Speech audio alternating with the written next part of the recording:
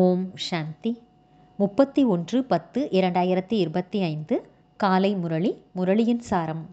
பாபா சொல்கிறார், இனிமையான குழந்தைகளே, நீங்கள் ஆன்மீகமான குப்தமான அதாவது மறைமுகமான ஆன்மீக மீட்பு படை வீரர்களாக இருக்கிறீர்கள். நீங்கள் முழு உலகத்தையும் விடுவிக்க வேண்டும். மூழ்கிய படகை அக்கறைக்கு கொண்டு செல்லவும் வேண்டும். கேள்வி: சங்கம யுகத்தில் தந்தை முழு கல்பத்திலும் இல்லாத எத்தகைய பல்கலைக்கழகத்தை திறக்கின்றார்?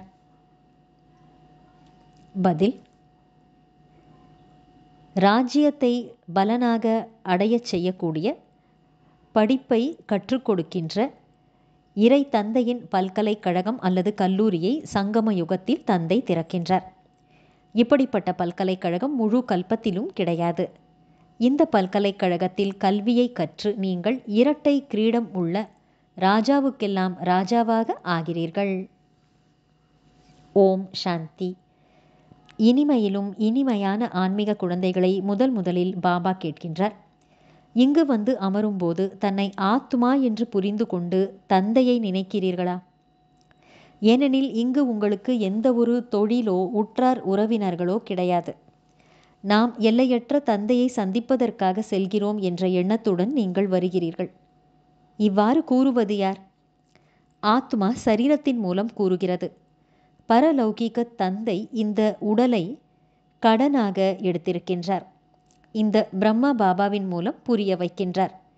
எல்லையற்ற தந்தை வந்து கற்றுக் கொடுப்பது கல்பத்தில் ஒரே ஒரு முறைதான் நிகழ்கிறது.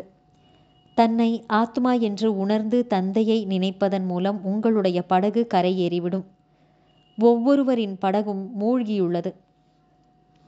யார் எவ்வளவு முயற்சி செய்கிறார்களோ அந்த அளவுக்கு படகு கரை சேரும். ஓ படகோட்டியே, எனது படகை கரை சேர்த்து விடு என்று பாடுகிறீர்கள் அல்லவா? உண்மையில் ஒவ்வொருவரும் அவரவர்களது முயற்சியின் மூலம்தான் அக்கறை செல்ல வேண்டும். எவ்வாறு நீந்துவதற்கு கற்றுக் கொடுக்கின்றனர்? கற்றுக்கொண்ட பின்பு தானாகவே நீந்துகின்றனர். அவை அனைத்தும் உலகாயத விஷயமாகும். இது ஆன்மீக விஷயமாகும். ஆத்மாவானது இப்பொழுது அசுத்தம் நிறைந்த புதை மணலில் மாட்டிக்கொண்டு விட்டது என்று நீங்கள் அறிவீர்கள். இதை பற்றி மானுடைய உதாரணத்தையும் கொடுக்கின்றார். தண்ணீர் என்று நினைத்து அங்கே போகிறது, ஆனால் அது அசுத்தமான சேராகிறது, அதில் மாட்டிக்கொள்கிறது.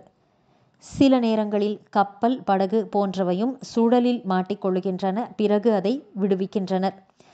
அவர்கள் அனைவரும் விடுவிக்கும் போர் வீரர்கள், மீட்பு படையினர் ஆவார்கள்.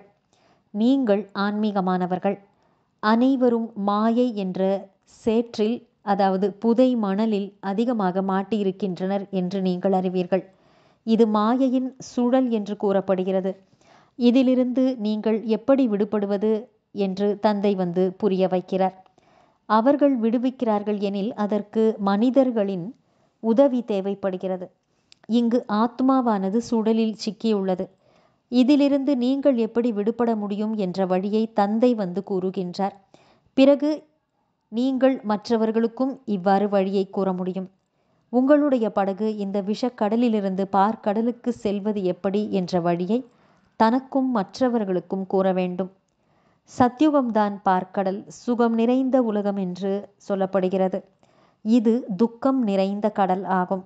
ராவணன் துக்கம் நிறைந்த கடலில்தான் மூழ்க வைக்கிறது. தந்தை வந்து சுகம் நிறைந்த உலகுக்கு அழைத்து செல்லுகின்றார். விடுதலை செய்யும் ஆன்மீக வீரர்கள் என்று நீங்கள் அழைக்கப்படுகிறீர்கள். நீங்கள் ஸ்ரீமத் மூலம் அனைவருக்கும் வழி கூறுகிறீர்கள். 2 தந்தையர் உள்ளனர்.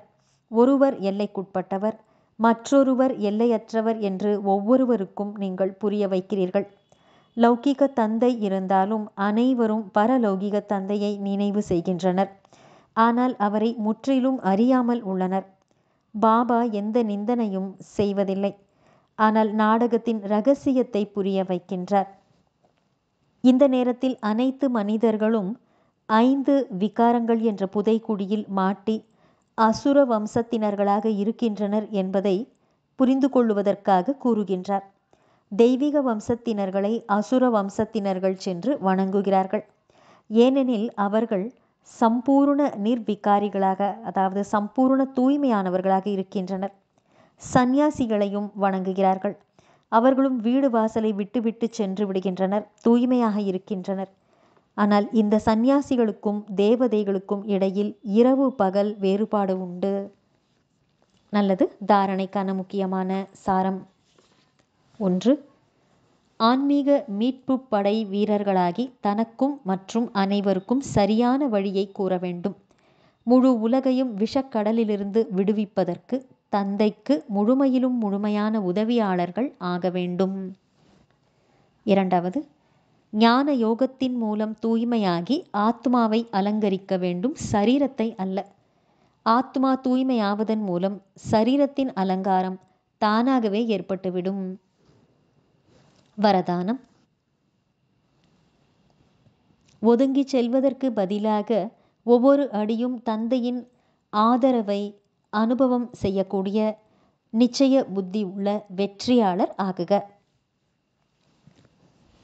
விளக்கம்: விஜயி பவ, அதாவது வெற்றியாளர் ஆகுக என்ற வரதானம் அடைந்த ஆத்மா ஒவ்வொரு அடியிலும் தன்னை தந்தையின் ஆதரவின் கீழ் இருக்கும் அனுபவத்தை செய்வர். விஜயி பவ, அதாவது வெற்றியாளர் ஆகுக என்ற வரதானத்தை பெற்ற ஆத்மா ஒவ்வொரு அடியிலும் தான் தந்தையின் ஆதரவின் கீழ் இருப்பதாக அனுபவம் செய்வார். அவர்களது மனதில் சங்கல்பத்திலும் ஆதரவற்ற அல்லது தனிமையின் அனுபவம் ஏற்படாது. சில நேரம் உதாசீனம் அல்லது அற்பகால எல்லைக்குட்பட்ட வைராகியம் ஏற்படாது. அவர்கள் ஒருபோதும் எந்த காரியத்திலும், பிரச்சனையிலும், மனிதரிடத்திலும் தூர விலகிச் செல்ல மாட்டார்கள். ஆனால் ஒவ்வொரு காரியம் செய்தாலும், எதையும் எதிர்கொண்டாலும், சகயோகிகளாக இருந்தாலும் எல்லையற்ற வைராகிய உள்ளுணர்வுடன் இருப்பார்கள். ஸ்லோகன்: ஒரு தந்தையின் தொடர்பில் இருங்கள் மற்றும் தந்தையை தனது துணைவராக ஆக்கிக் கொள்ளுங்கள். நல்லது. இனிமையிலும் இனிமையான, வெகு காலம் கழித்து காணாமல் போய் மீண்டும் தேடி கண்டெடுக்கப்பட்டுள்ள செல்லமான குழந்தைகளுக்கு தாயும் தந்தையுமான பாப்தாதாவின் அன்பான நினைவுகள் மற்றும் காலை வணக்கம்.